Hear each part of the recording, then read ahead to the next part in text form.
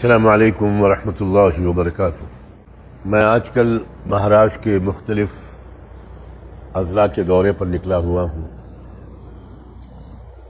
اسی سفر کے سلسلے میں اورنگ آباد بھی جانا ہوا۔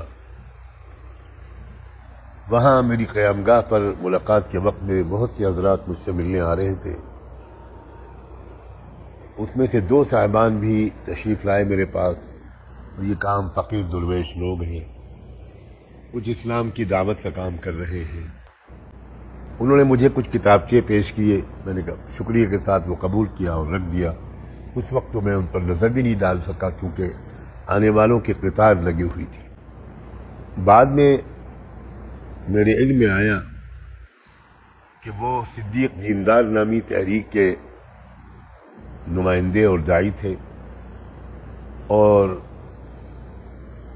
اس ملاقات کی انہوں نے تصویریں کھنچوائیں اور اس کو اس طرح وائرل کر رہے ہیں، پھیلا رہے ہیں، اس کے ساتھ میں یہ تاثر دے رہے ہیں میرا نام لے کر کہ فلاں صاحب کی، مولانا سجاد نعمانی صاحب کی ہم کو تائید اور سرپرستی حاصل ہے۔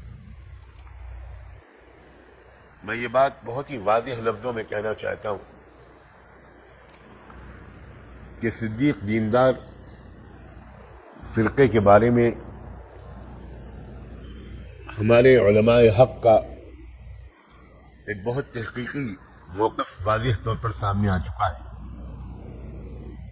حیدرآباد کے مستند علماء، معتبر اور مشہور ترین عالم حضرت مولانا محمد عبد القوی صاحب اور ان کے دیگر رفقاء اور دیگر بہت سے علماء بہت واضح طور پر دلائل کے ساتھ یہ تحقیقی موقف پیش کر چکے ہیں کہ صدیق دیندار فرقہ یہ ایک گمراہ فرقہ ہے اور قادیانیت ہی کی ایک شکل ہے۔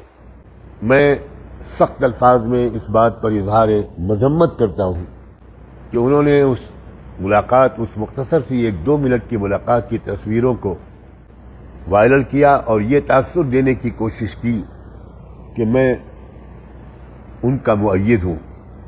حاشا وکلا، میرا مسلک وہی ہے جو تمام اکابر علماء دارالعلوم دیوبند کا، علماء مظاہر العلوم کا، علماء ندوۃ العلماء کا ہے۔ میں انہی حضرات اکابر کا ایک ادنا سا شاگرد اور طالب علم ہوں، اور جمہور علماء کے مسلک پر چلنے ہی کو سلامتی کی راہ سمجھتا ہوں۔ یہ غلط فہمی دور ہونی چاہیے، اور میں ممنون ہوں گا اگر آپ میری طرف سے یہ وضاحت زیادہ سے زیادہ عام کر دیں۔ اللہ تعالی ہم سب کو صراط مستقیم پر گامزن رکھے اور ہر طرح کے گمراہی اور انحراف سے ہم سب کو محفوظ رکھے۔ جزاکم اللہ۔ السلام علیکم ورحمۃ اللہ وبرکاتہ۔